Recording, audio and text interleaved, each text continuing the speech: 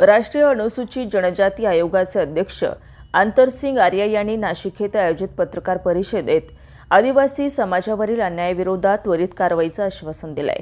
त्यांनी सांगितले की आदिवासींच्यावर कोणत्याही क्षेत्रात अन्याय होत असेल तर आयोग त्वरित दखल घेऊन संबंधित राज्याच्या मुख्य सचिवांना सूचना देईल आणि अन्याय दूर करण्यासाठी कारवाई केली जाईल। आपल्या 2 दिवसीय नाशिक दौऱ्यामध्ये अध्यक्ष आर्या यांनी विविध कार्यक्रमाच्या माध्यमातून आदिवासी नागरिक आणि विद्यार्थ्यांच्या समस्या जाणून घेतल्या। नियोजित कार्यक्रमानुसार आर्या हे नाशिक येथील विभागीय आदिवासी आयुक्तालयात गेले होते।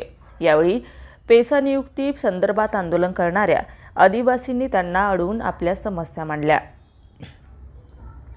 पत्रकार परिषदेत आर्या म्हणाले, या समस्यांविषयी आपल्याला पालघर दौऱ्यातच माहिती मिळाली होती आणि त्याबाबतच आम्ही राज्य सरकारकडून अहवाल मागवला आहे।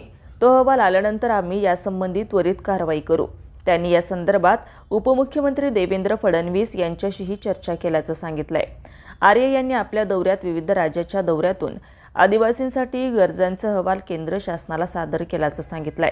आदिवासी विद्यार्थ्यांसाठी नवीन वसतिगृह बांधणे आणि वनाधिकार वनपट्ट्यांशी संबंधित समस्या सोडवण्यासाठी समित्या स्थापन करण्यात येतील असं त्यांनी नमूद केलंय।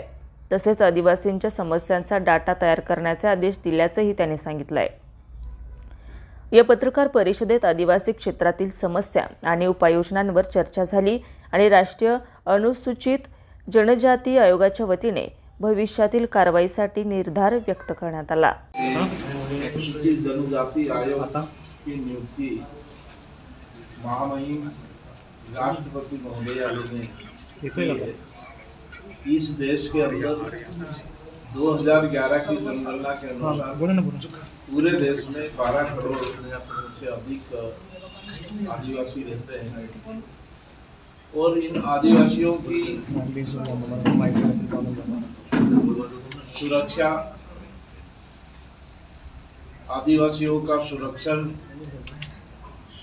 आदिवासियों की आर्थिक स्थिति को ऊपर उठाना, शैक्षणिक क्षेत्र में, सामाजिक क्षेत्र में और आदिवासी का जो हमारे जो संस्कार जो है, देवी देवता है, वो हमारे पूर्वजों की धरोहर को बना के रखना।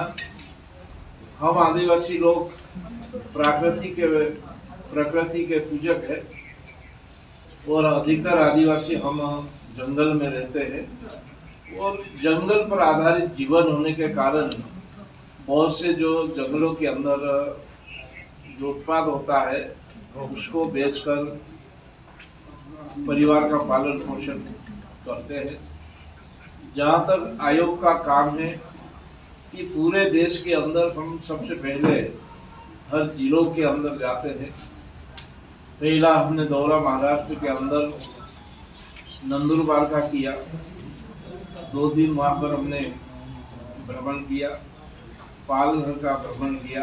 आज कल से मैं नासिक जिले के दौरे पे हैं। सबसे पहले तो हम स्कूलों का छात्रावास, आश्रम, इन आदि शैक्षणिक संस्थाओं का हम लोग निरीक्षण आकर्षित करते हैं। दूसरे दिन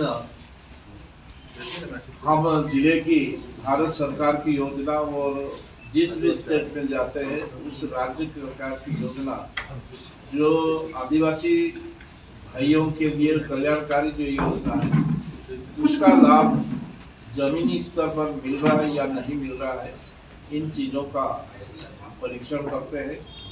और हमारा संबंध सीधा राष्ट्रपति जी को होता है।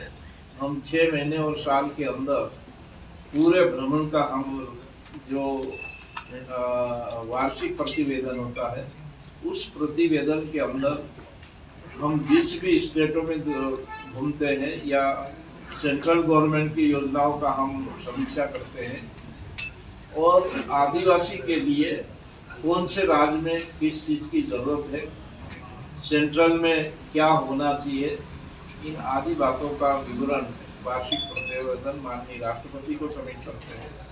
राष्ट्रपति महोदय राज्यसभा और लोकसभा के अंदर उन प्रतिवेदनों का अनुमोदन करती है। भारत सरकार की जो हमारी जो रिकमेंड कमीशन की जाती है वो भारत सरकार के पास रहती है। और जिस जिस स्टेट में हमने दौरा किया, कुछ हमने सुझाव दिए कि ट्राइबल के लिए, आदिवासी के लिए ये कमी है और इसको मतलब और अच्छा किया जाना चाहिए। राष्ट्रपति महोदय जो स्टेट से संबंधित जो रिकमेंडेशन है उसको उस राज्य के Subscribe now and press the bell icon. Never miss an update.